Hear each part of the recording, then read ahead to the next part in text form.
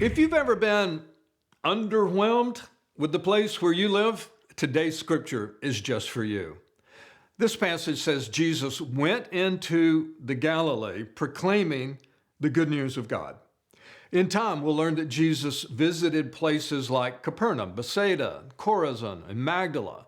All of these towns are near the shoreline of the Sea of Galilee, and that is the heart of the Galilee region.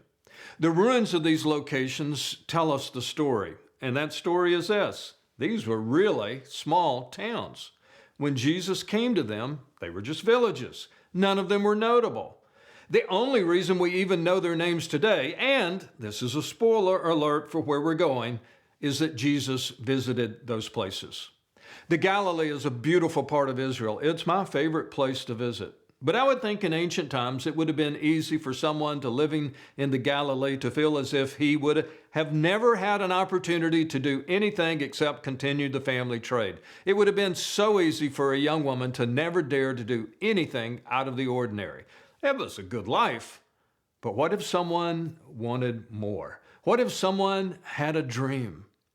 Mark provides a snapshot of one day when Jesus came to the area of Capernaum and met 4 young men who were fishermen. Because of so many paintings picturing the disciples as old men, it's hard for us to remember that in reality, these were very young men.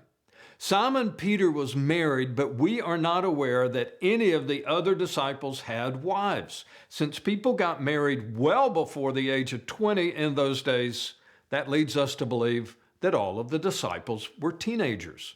We don't know that for sure, but it's probably the case. Here's another thing. While Simon, Andrew, James, and John all appear to be smart young men, their community obviously had not considered them to be smart enough to pursue training as rabbis.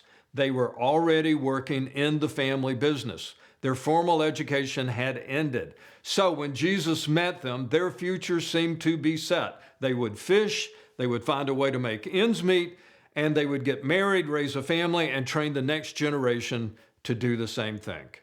When it came to dreams of something more, the Galilee is a place where a lot of those dreams came to die. I think Simon, Andrew, James, and John were dreamers. They certainly left their nets in a hurry once Jesus called them. Now, no doubt, Simon talked about this opportunity with his wife and her family.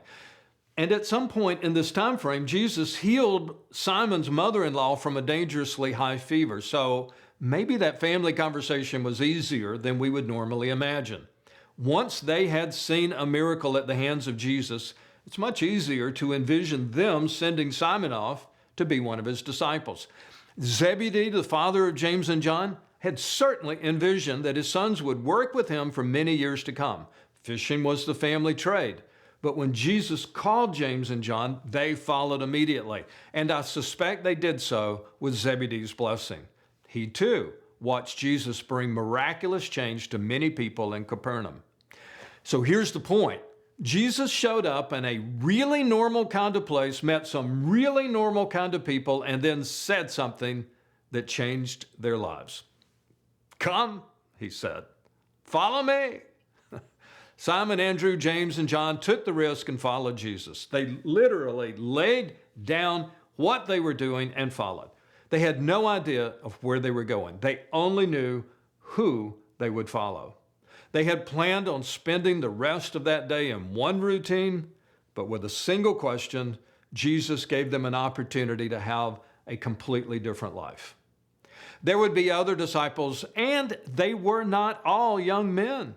Mary Magdalene was one who followed, and there were other women too. If you need proof of that, check out the first few verses of Luke chapter 8. You'll find that Mary, Joanna, Susanna, and many others were among the women who followed Jesus and supported his ministry. The mother of James and John was sometimes with the group too.